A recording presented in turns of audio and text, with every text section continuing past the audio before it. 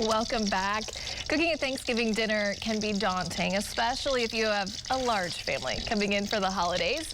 So this afternoon, Chef Devin Levine is with us in the Air Comfort Solutions kitchen to talk about some tricks to preparing a big Thanksgiving feast. Yeah. He's also going to show us how two dishes that are sure to impress your guests. So, Devin, we've been together on the noon show for so long. Yeah, I moved over to the 4, and you've decided to come to the 4 today. So Stacia too. I haven't seen her forever. It's been a long We're excited. time. Well, what we're preparing today, everybody does, all the turkeys and everything. So I thought I'd do a side dish, and this is a really fun one. So I'm going to go work a little backwards. I'm going to start the topping. Okay. I have some melted butter. I'm going to put some apples, a little bit of brown sugar. And what is this dish called? This is a Swiss Rösti. Swiss Rösti. And it's a Swedish-German dish? Yeah, Swedish Dramatic, I think the way they refer to it as. Everybody's had potato pancakes with sour cream and apples. With this is kind of a take on that, except we're making a whole potato cake, so you would slice it.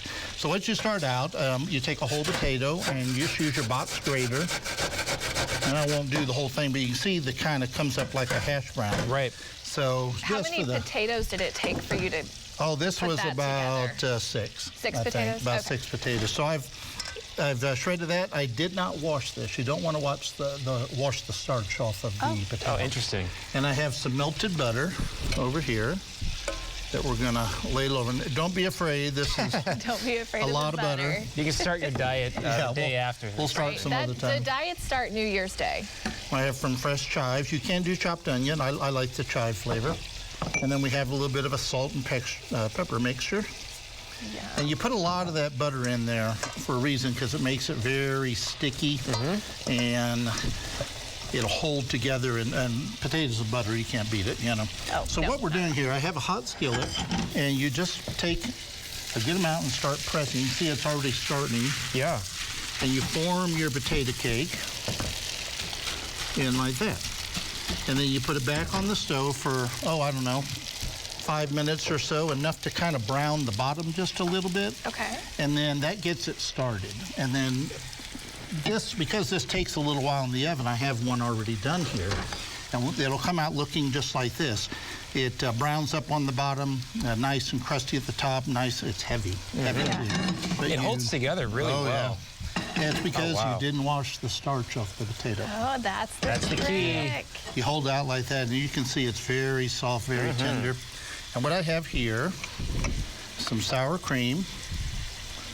Now you can also, portion this, of course, and serve it, but it's kind of nice to put out on a buffet with everything on it, and just put a little spatula and let people cut their own. Yeah.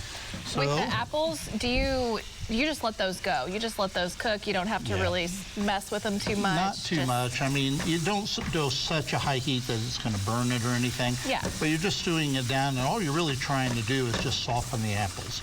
And if you even had just a little bit of a crunch to it, I think you're okay. Okay. So we just kind of stir that around. I have a spoon right here.